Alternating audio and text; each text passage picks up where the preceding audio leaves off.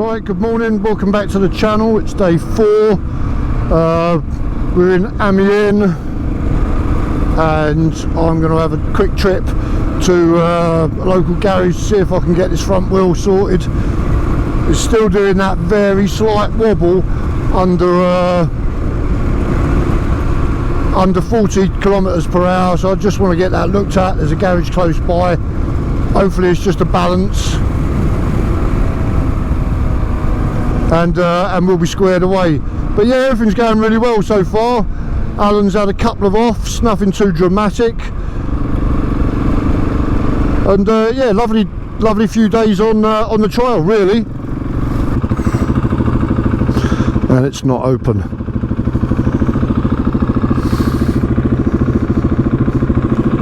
Right,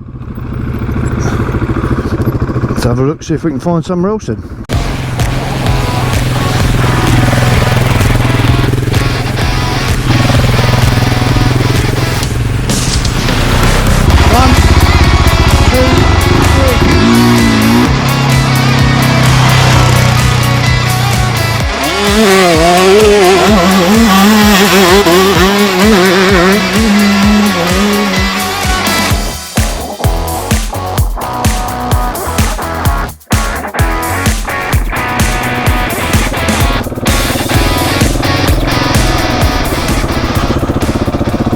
So yeah, that was good.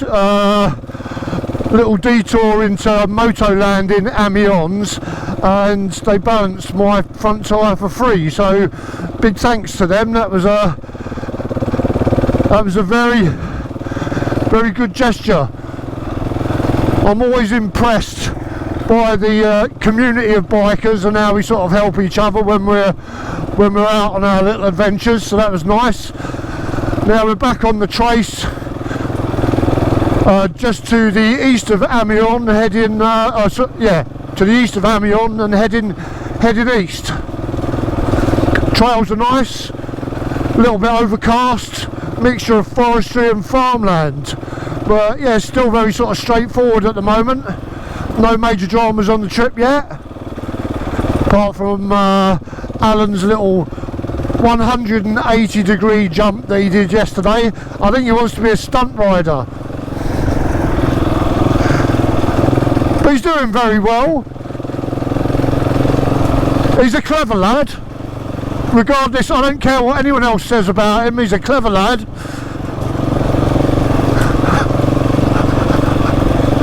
Most of it's all lies anyway, I think. Anyway, that's us, let's get cracking, enjoy the day and enjoy the French countryside. D'accord, Alain, je suis fini.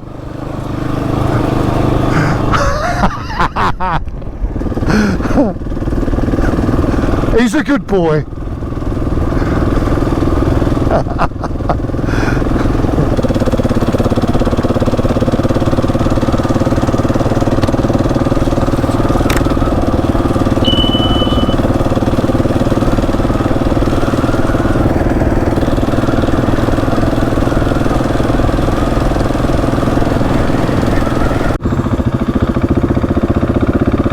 Yeah, this grass, mate, I mean, it's nice to ride on, but because it's overcast, it hasn't dried out, so it's still going to be quite slippery. It's much lower traction than people realise.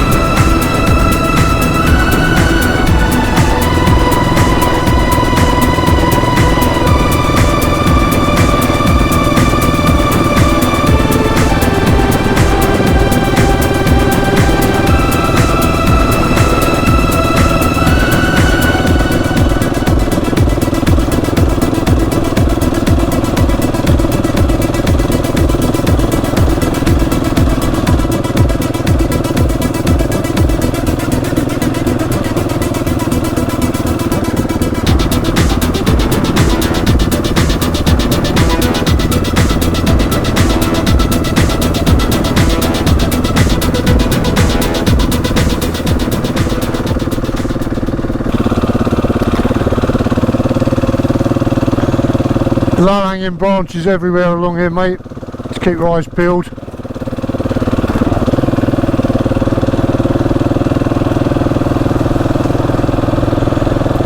And remember, if you come across sudden dips, just bend your legs and scoot your arse down a bit. The suspension will handle it, but you bending down a little bit just gives it a little bit more chance to react.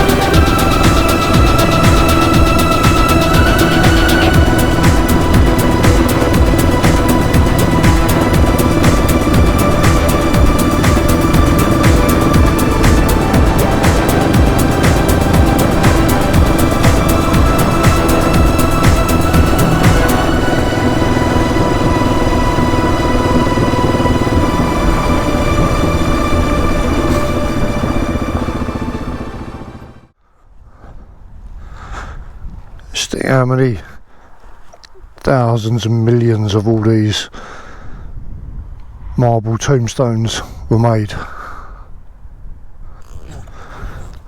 Royal Sussex Regiment, all in the same sort of area. Hampshire Regiment. I mean, all right, we had Iraq and Afghanistan, but we never had anything really on this scale. When you knew when you were going up to the front or over the top, it was like 50-50 whether you were coming back alive.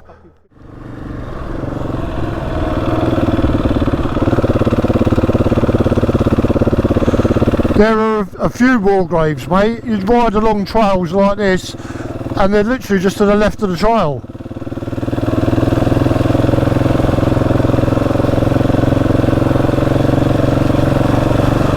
That front line follows the length of the TET from here all the way over to Belgium.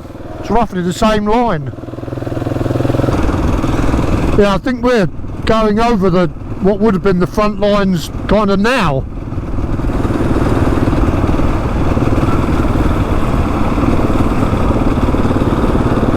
Of course, what you got to remember is that none of this foliage, trees and that, would have been here then. It would have been completely open and devoid of cover,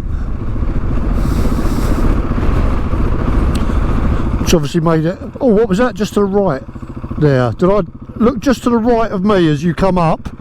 About 50 metres behind, looked like a shell on the side of the road, on the side of the path. It's a take a picture of it, mate.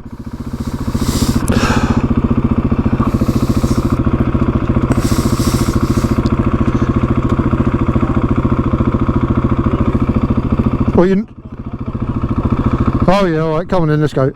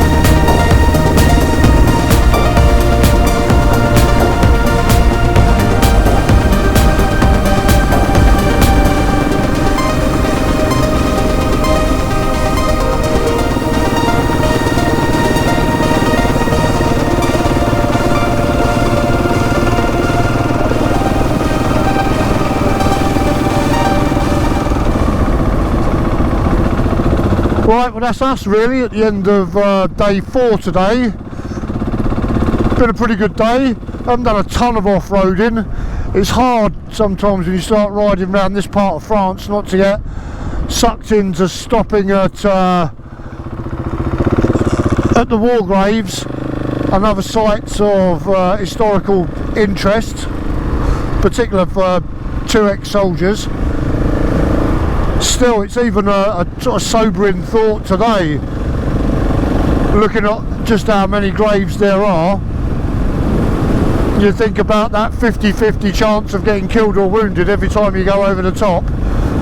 I wonder how eager we'd have been to get stuck in Iraq and Afghanistan if we faced those same sort of odds.